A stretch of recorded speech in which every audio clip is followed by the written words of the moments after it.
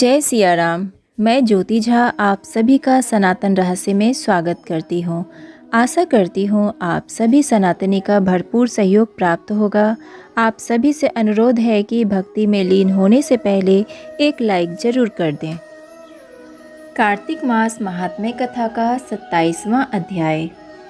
पार्षदों ने कहा, एक दिन की बात है, विष्णुदास ने नित्य कर्म करने के पश्चात भोजन तैयार किया, किंतु कोई छिपकर उसे चुरा ले गया। विष्णुदास ने देखा भोजन नहीं है, परंतु उन्होंने दोबारा भोजन नहीं बनाया, क्योंकि ऐसा करने पर सायंकाल की पूजा के लिए उन्हें अवकाश नहीं मिलता। अतः प्रतिदिन के नियम का भंग हो जाने का भय था।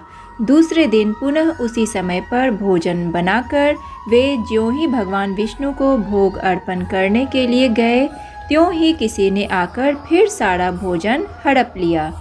इस प्रकार 7 दिनों तक लगातार कोई उनका भोजन चुराकर ले जाता रहा। इससे विष्णुदास को बड़ा विस्मय हुआ।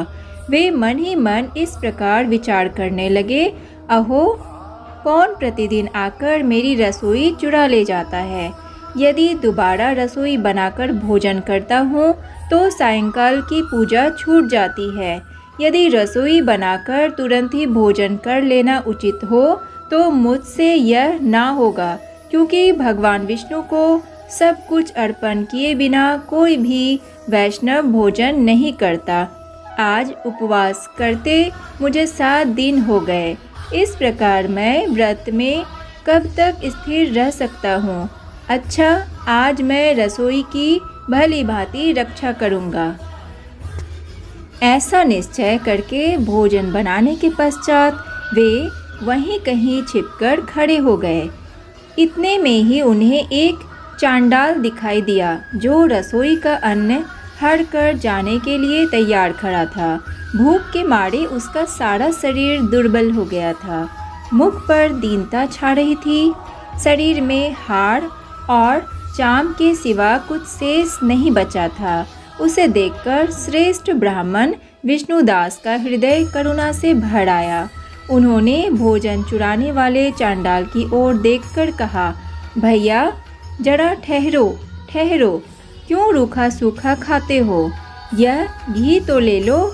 इस प्रकार कहते हुए विप्रवर विष्णुदास को आते देख वज चंडाल भय के मारे बड़े वेग से भागा और कुछ ही दूरी पर मूर्छित होकर गिर पड़ा।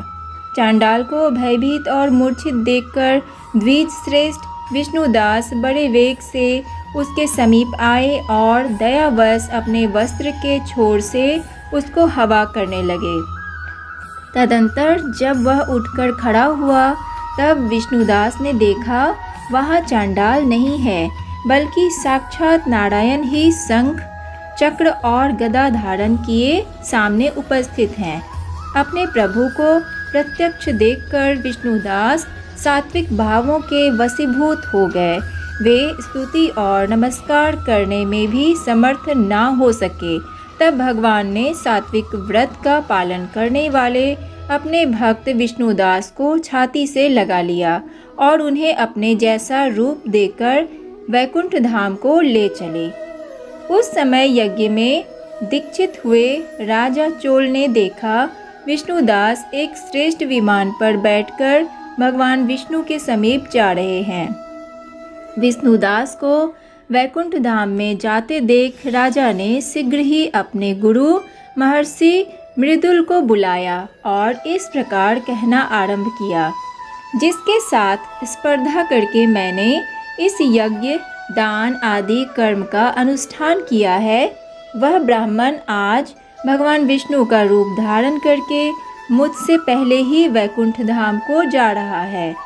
मैंने इस वैष्णव धाम में भली भांति दीक्षित होकर अग्नि में हवन किया और दान आदि के द्वारा ब्राह्मणों का मनोरथ पूर्ण किया। तथापि अभी तक भगवान विष्णु मुझ पर प्रसन्न नहीं हुए और इस विष्णुदास को केवल भक्ति के ही कारण श्री हरि ने प्रत्यक्ष दर्शन दिया है। अतः जान पड़ता है कि भगवान विष्णु केवल दान और यज्ञों से प्रसन्न नहीं होते। उन प्रभु का दर्शन कराने में भक्ति ही प्रधान कारण है।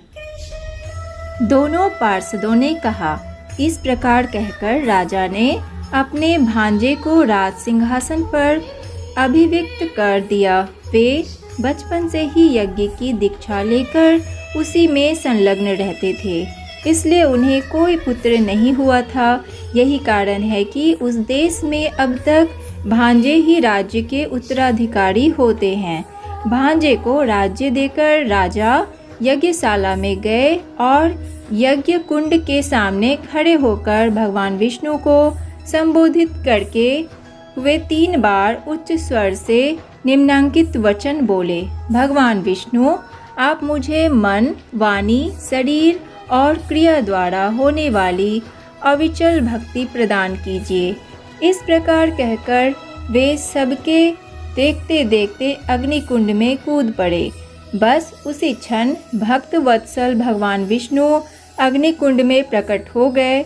उन्होंने राजा को छाती से लगाकर एक श्रेष्ठ विमान में बैठाया और उन्हें अपने साथ लेकर वैकुंठ धाम को प्रस्थान किया। नारद जी बोले, हे राजन, जो विष्णुदास थे वे तो पुण्यशील नाम से प्रसिद्ध भगवान के पार्षद हुए और जो राजा चोल थे उनका नाम सुशील हुआ। इन दोनों को अपने ही समान रूप देकर भगवान लक्ष्मीपति ने अपना द्वारपाल बना लिया। अगर आपको मेरी वीडियो थोड़ी भी हेल्पफुल लगी हो तो वीडियो को लाइक करें और चैनल को सब्सक्राइब ज़रूर करें।